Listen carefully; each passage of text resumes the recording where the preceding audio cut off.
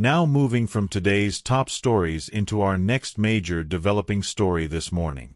We are continuing to track the very latest on the shocking incident that unfolded near the White House Correspondents Dinner, and there are significant new developments to bring you right now.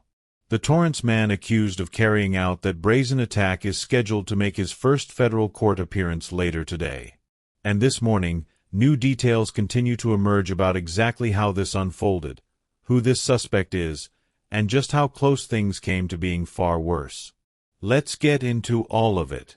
The suspect in this case has been identified as Cole Allen. And what we now know about his movements in the days and hours leading up to Saturday night is deeply unsettling. Allen did not drive to Washington. He did not fly.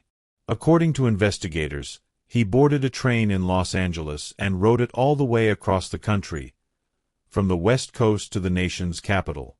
A cross-country journey that, by all indications, was planned and deliberate. Once he arrived at the Washington Hilton Hotel, the venue where the White House Correspondents' Dinner was being held that Saturday night, Allen made a calculated decision to avoid the elevators. Instead, he descended 10 flights of stairs on foot. The apparent goal: to avoid being spotted on security cameras or by hotel staff who might have flagged him before he ever reached his target. And then came the moment that was captured on surveillance video. A moment that has now been seen by millions. What the footage shows is a fast and frantic dash. Cole Allen sprinting, and we do mean sprinting, directly toward the entrance of the room where the White House Correspondents' Dinner was actively taking place. An event filled with journalists, celebrities, and senior members of the Trump administration.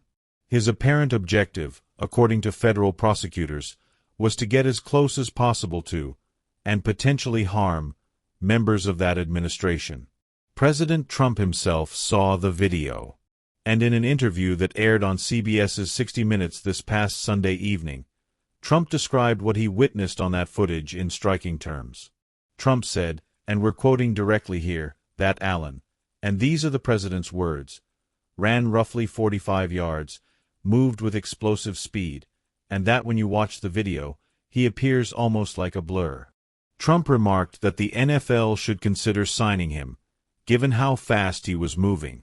Trump also said that despite hearing gunfire and being escorted off the stage by his security detail, he was not focused on potential injuries. His immediate instinct, he said, was to want the dinner to continue. He wanted to go back in. He said he really did. That instinct speaks to the nature of the event, and perhaps to the president's read on the situation in real time. But make no mistake, what took place in those hallways was serious. Very serious. Here is what we know about how far Allen actually got.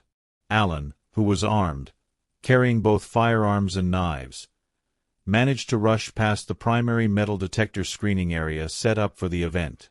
That is the main security checkpoint through which all guests are required to pass before entering. However, and this is critical, according to the acting Attorney General, Allen barely made it past the outermost perimeter of the security setup before he was stopped. He did not breach the inner security cordon. He did not reach the dinner itself. What stopped him was a rapid and forceful response from Secret Service agents who were positioned throughout the hallways of the Washington Hilton. Allen was swarmed and taken down quickly, but not before a shot was fired. We can confirm that one Secret Service officer was struck by a bullet during the confrontation. Fortunately, that officer was wearing a bullet-resistant vest and will survive. Cole Allen himself was not physically injured during the takedown. As of this morning, Allen has been in federal custody for approximately a day and a half since his arrest on Saturday night. And in that time, investigators say he has not been cooperative.